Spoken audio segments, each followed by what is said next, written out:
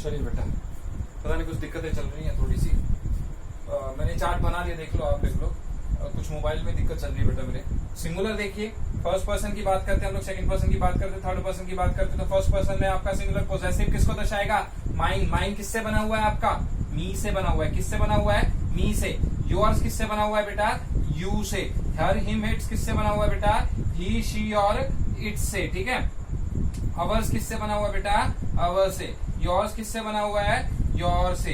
Theirs किससे बना हुआ है बेटा? देयर से। आया समझ में भाई? आया समझ में? तो यहां से आपको एक बात क्लियर हो गई, जहां आपका सब्जेक्टिव केस होगा वहीं आपका ऑब्जेक्टिव केस भी होगा, और ऑब्जेक्टिव के साथ आपका एक कौन सा होगा? पोजेसिव केस होगा।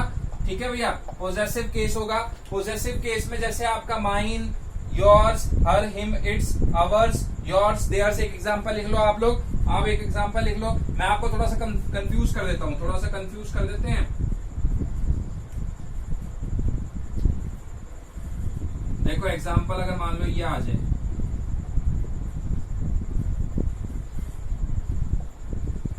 This is Vishal's laptop.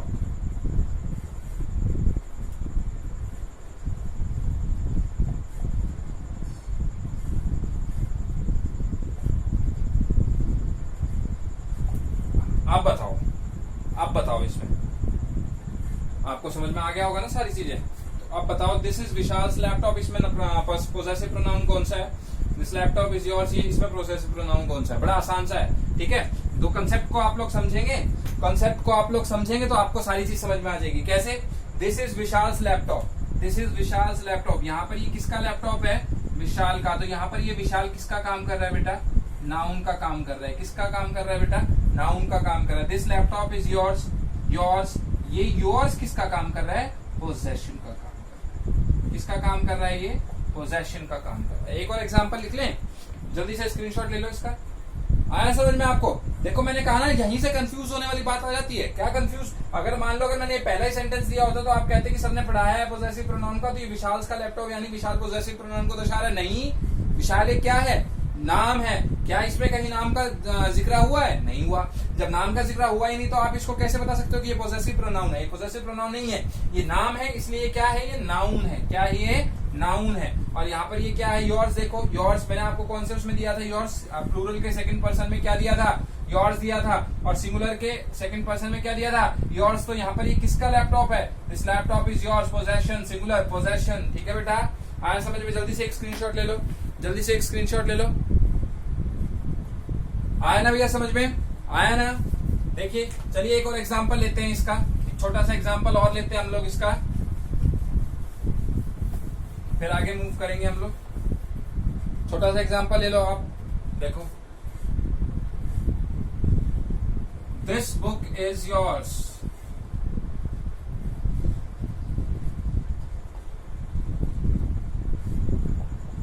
This is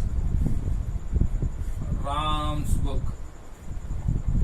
बताओ बताओ जल्दी बताओ, ऊपर इसमें पोजेसिव प्रोनाउन कौन दर्शा रहा है? योर्स दर्शा रहा है। आया समझ में बेटा? और राम किसको दर्शाएगा बेटा? सिंपल नाउन को। और योर्स किसको दर्शाएगा? पर्सनल पोजेसिव प्रोनाउन को। आया समझ में भाई? आया समझ में आपको? आया समझ में? यहीं से पता चलता है बेटा, समझ में आया ना आपको? जहां पर ये चीजें आ जाती है वो पोजेशन को दर्शाएंगी, ये चीजें आएंगी तो वो उसका कोई औचित्य नहीं है। तो मैंने आपको एक एग्जांपल दिया है कि आप कंफ्यूज ना हो नाउन में। जो आपने कह दिया भाई विशाल सर ने पढ़ा दिया दिस इज राम्स बुक, तो यानी ये पोजेशन को दर्शा रहा है, राम की बुक है। नहीं, राम तो यहाँ पर नाउन है ना बेटा, मैंने नाम के साथ जोड़ा है उसको, है ना, मैंने उसको नाम के साथ जोड़ दिया। चलिए अब बात करते हैं हम लोग किसकी? रेसिप्रोकल प्रोनाउन की। किसकी बात करते हैं? रेसिप्रोकल प्रोनाउन की।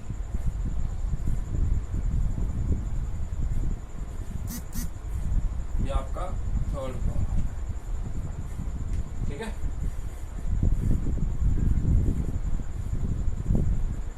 पेन में दिक्कत चल रही है कुछ, मोबाइल में दिक्कत चल रही है कुछ, पता नहीं क्या क्या दिक्कत चल रही है। एक सब्जेक्ट है आपका, ये आपका दूसरा सब्जेक्ट है, समझना इसको। जब ये दोनों मिलकर कोई कार्य करते हैं तो ये जो कार्य हुआ है उसका इफेक्ट इन दोनों पर पड़ता है। ये आपका क्या है, रेसिप्रोकल। इससे आसान नहीं समझा सकता भाई, देखो क्लियर से समझा देता हूं। सब्जेक्ट एक है, इसको एग्जांपल के तौर पे लो, मैं हूं, सब्जेक्ट दूसरा है आप हो, दोनों ने हमने मिलकर काम किया, उस काम का इफेक्ट हम दोनों पे पड़ेगा तो वो क्या कहलाएगा, रेसिप्रोकल। देख लो इसके शब्द, देख लो कौन कौन से हैं। जैसे आपका वन अनदर, वन अनदर, जैसे आपका ईच अदर, है ना, वन अनदर ईच अदर आप क्या है, ये आपके रेसिप्रोकल प्रोनाउन है। यहीं से आप एक और चीज याद कर लो, वन अनदर किसके लिए यूज होता है, more than two people, more than two subject कर लो उसको, पीपल नहीं, हम लोग अभी पीपल की बात नहीं कर रहे हैं। और ये किसके लिए यूज होगा बेटा, ओनली टू सब्जेक्ट के लिए, टू सब्जेक्ट के लिए। आया ना समझ में, बहुत आसान है, रेसिप्रोकल से आसान कोई भी नहीं है। वन अनदर किससे होगा, मोर देन टू सब्जेक्ट, यानी जहां दो से ज्यादा सब्जेक्ट होंगे वहां वन अनदर, यानी बहुत सारी गाड़ियां चल रही थी तो सारी आपस में टकरा गई तो वन अनदर, समझे ना आप।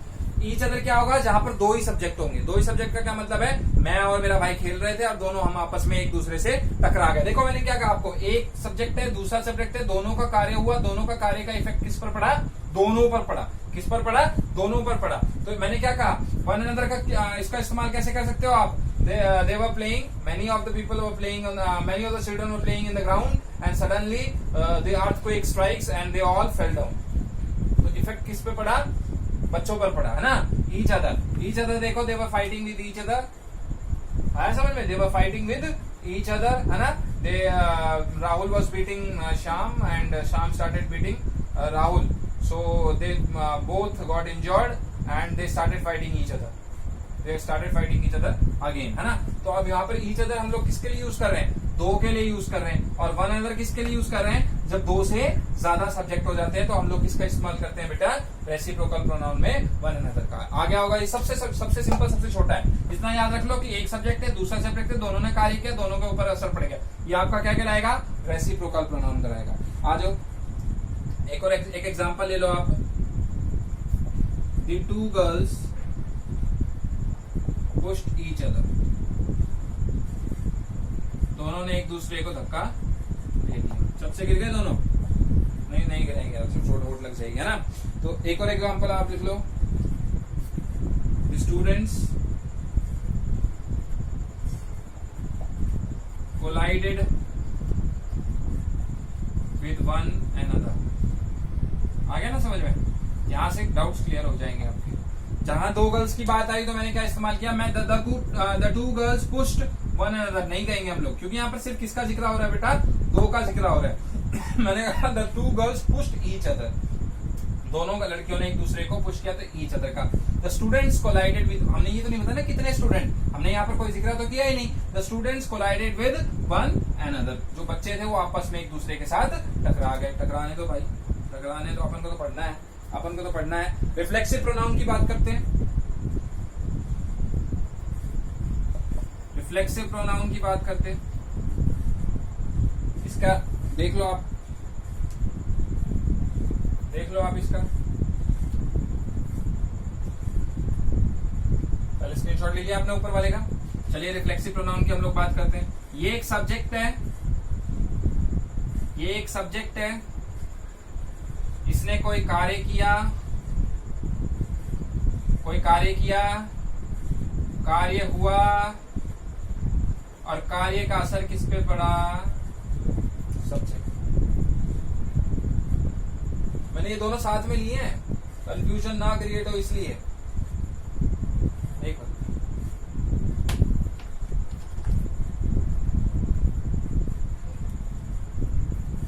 है ना समझ में बेटा। देखो रेसिप्रोकल प्रोनाउन की बात करते हैं। दो थे सब्जेक्ट, दोनों कार्य कर रहे थे, दोनों पर असर पड़ा। रिफ्लेक्सिव प्रोनाउन की बात करते हैं। रिफ्लेक्सिव नाम ही दर्शा रहा है, रिफ्लेक्स होना, यानी आप क्या करते हैं जब सुबह सुबह मिरर के आगे खड़े होकर, oh my God I am looking so handsome man, मैं बहुत सुंदर नजर आ रहा हूँ ना, तो उसका प्रभाव किस पर पड़ता है? आपके ऊपर पड़ता है। किसके ऊपर पड़ता है बेटा? आपके ऊपर पड़ता है ना। रिफ्लेक्सिव प्रोनाउन यानी आपने देखो एक सब्जेक्ट है, सब्जेक्ट ने एक्शन किया, एक्शन पूरा हुआ या नहीं हुआ, जो भी एक्शन हुआ, हम कहेंगे एक्शन हुआ, हम नहीं जानते पूरा हुआ या नहीं हुआ, लेकिन एक्शन हुआ, एक्शन का इफेक्ट किस पर पड़ा? सब्जेक्ट पर पड़ा। यानी इसमें जरूरी है कि सब्जेक्ट पर असर पड़े। मैं इसके वर्ड बताऊंगा तो आप कहेंगे हाँ सर आप सही कह रहे हो। इसके वर्ड याद कर लो आप लोग। हिमसेल्फ, हरसेल्फ, देयरसेल्फ,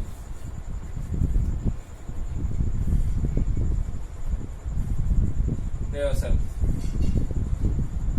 देयरसेल्फ को आप लोग ये समझ नहीं पाओगे, आप लोग लिख लो themselves.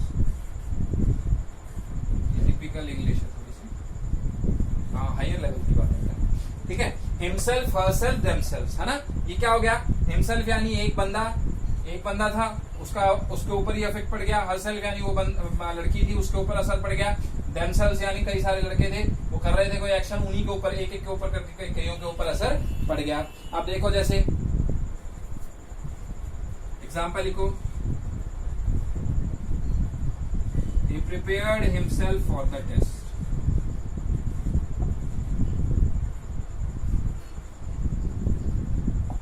He prepared himself for the test. उसने किसको प्रिपेयर किया बेटा? अपने आप को। तो यानी एक्शन कैसा है? टेस्ट का।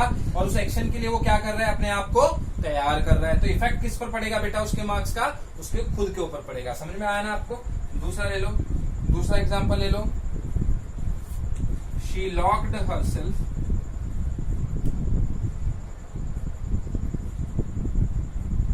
in a room. उसने किसको बंद कर लिया बेटा? अपने आप को बंद कर लिया। और अपने आप को बंद कर लिया तो इफेक्ट तो भाई बाहर वालों पे तो पड़ेगा नहीं ना। दम घुटेगा तो किसका घटेगा? इस लड़की का घुटेगा दम। और दम घुटेगा तो यानी इफेक्ट किस पर पड़ रहा है? लड़की पर पड़ रहा है। इसने क्या किया? अपने आप को लॉक कर लिया, यानी ये एक्शन हो गया। और उस एक्शन का इफेक्ट किस पर पड़ गया भैया? रूम पे पड़ गया क्या? नहीं, उस लड़की पर पड़ गया। आया समझ में आपको? आया समझ में आपको? अब एक और लिख लो। They considered themselves the strongest one. भाई ये तो बहुत बड़ी बात हो गई। वही अपने आप को, यानी मैंने क्या कहा, उनका एक्शन क्या है? स्ट्रॉन्गेस्ट, यानी हम सबसे ज्यादा स्ट्रॉन्ग हैं। यानी वो अपने आप को क्या समझते हैं? स्ट्रॉन्ग समझते हैं। तो यहाँ पर हिमसेल्फ, हरसेल्फ, देमसेल्फ, जिसमें लास्ट में एल्फ एल्फ लगा हुआ है ना, ये सारे आपके क्या कहलाएंगे? रिफ्लेक्सिव प्रोनाउन कहलाएंगे बेटा। क्या कहलाएंगे? आपके रिफ्लेक्सिव प्रोनाउन कहलाएंगे। आया समझ में आपको? मैं आशा करता हूँ आपको जल्दी समझ में आ गया होगा बेटा। आ गया होगा समझ में आपको? रिफ्लेक्सिव प्रोनाउन आ गया ना। मैंने क्या कहा था, इसको एक बार फिर से याद कर लो। यहाँ पर रेसिप्रोकल और रिफ्लेक्सिव के अंतर को जान लो। एक दूसरे, दो आदमी काम कर रहे थे, दोनों आदमियों पर असर पड़ा। एक आदमी काम कर रहा था, एक्शन कर रहा था, उसके ऊपर असर पड़ा। समझ में आ गया ना आपको? आ गया ना समझ में आपको? जैसे यहाँ पर देखो, टेस्ट के लिए प्रिपेयर कर रहा था, असर किस पे पड़ेगा? उसके ऊपर पड़ेगा। उसके मम्मी पापा नहीं, मम्मी पापा का तो फ्यूचर बन चुका है। She locked herself in a room, room में बंद कर लिया तो मम्मी पापा का कोई कुछ नहीं जाने वाला। मम्मी पापा की तो बेटी गई, अगर कुछ प्रॉब्लम हो गई तो हालांकि दरवाजा थोड़ा बचा लेंगे। They considered themselves the strongest one. वो अपने आप को सबसे ज्यादा शक्तिशाली मानते हैं ना, या वो अपने ही मतलब उस पे लेकर चल रहे हैं, तो उनके ऊपर इफेक्ट सबसे ज्यादा पड़ रहा है बेटा। आया ना समझ में आपको? आया समझ में आपको बेटा? चलिए बात करते हैं आपके अगले उसकी, एम्फेथेटिक। बहुत अच्छा वर्ड है ये एम्फेथेटिक आपका।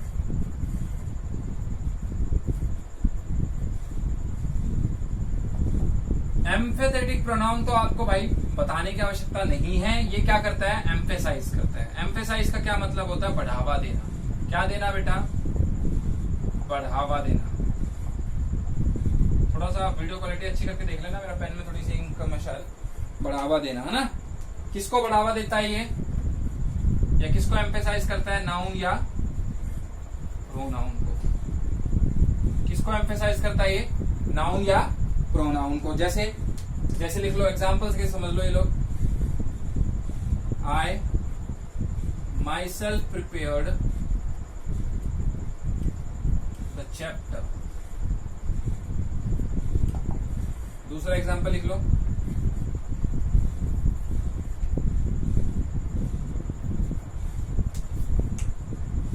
she herself went to the market. He himself found the keys.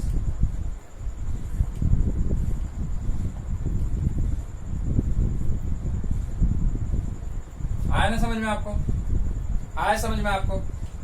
नहीं समझ में आया? चलो इसको एक बड़े अच्छे से फॉर्मूले से समझा देता हूं मैं आपको। जहां सब्जेक्ट के बाद, किसके बाद? सब्जेक्ट के बाद ये हिमसेल्फ माई सेल्फ, ये my self, himself, herself, themselves, ये आ जाए वो आपका क्या कहलाएगा? एम्पैथेटिक। अब आ गया होगा, गारंटी देता हूं मैं। वहां क्या था? उस वाले केस में क्या था? रिफ्लेक्सिव वाले में वहां पर ये जरूरी नहीं था कि वो किसके बाद आ रहा है ना, उसका एक्शन का इफेक्ट था वहां। वो बिल्कुल उससे कंफ्यूज मत करो, उससे बिल्कुल मतलब जोड़ रहा हूं मत इसको। वर्ड्स एक हो सकते हैं, लेकिन यहाँ पर क्या है? जहां सब्जेक्ट के तुरंत बाद क्या आ जाए? आपका myself, himself, herself, themselves आ जाए तो वो क्या कहलाएगा? एम्फेथेटिक प्रोनाउन कहलाएगा। एम्फेथेटिक का क्या मतलब है? एम्फेसाइज करना, बढ़ावा देना, बात को मतलब बढ़ा चढ़ा कर कहना। कैसे? मैंने अपने उससे चैप्टर बनाए भैया, मेरे उससे बनाए chapter. She herself went to the market. वो काफी कोशिश करी उसने भाई को बोलने की, भाई तू सब्जी लिया, लेकिन भाई नहीं गया तो उसने क्या किया? वो खुद ही चल के क्या गई? मार्केट चली गई। He himself found the keys, उसने खुद ही ढूंढ ली कीज। काफी बार कहा उसने कि ढूंढ के दे तो भाई कहाँ है, लेकिन नहीं मिली तो फिर क्या किया? उसने खुद ही ढूंढ लिया ना। तो इसका एक फॉर्मूला याद कर लो आप, जहां सब्जेक्ट के तुरंत बाद, सब्जेक्ट कौन सा है? आई, शी, ही। यहाँ देखो सब्जेक्ट है, they themselves found the keys, है ना। तो सब्जेक्ट के बाद जहां पर क्या आ जाए? Myself, himself, herself, themselves आ जाए, वो प्रोनाउन आपका क्या कहलाता है बेटा? एम्फेथेटिक प्रोनाउन कहलाता है। बस बेटा आज के लिए इतना ही करते हैं। इसके बाद फिर मैं अगले लेक्चर में आपको और जो 3-4 नाउन बाकी है वो करवा के फिर इस चैप्टर को हम लोग खत्म करते हैं। ज्यादा लंबी वीडियो मैं नहीं बना सकता, आप लोग भी बोर हो जाएंगे और मैं भी बोर हो जाऊंगा। ठीक है बेटा, थैंक यू, धन्यवाद।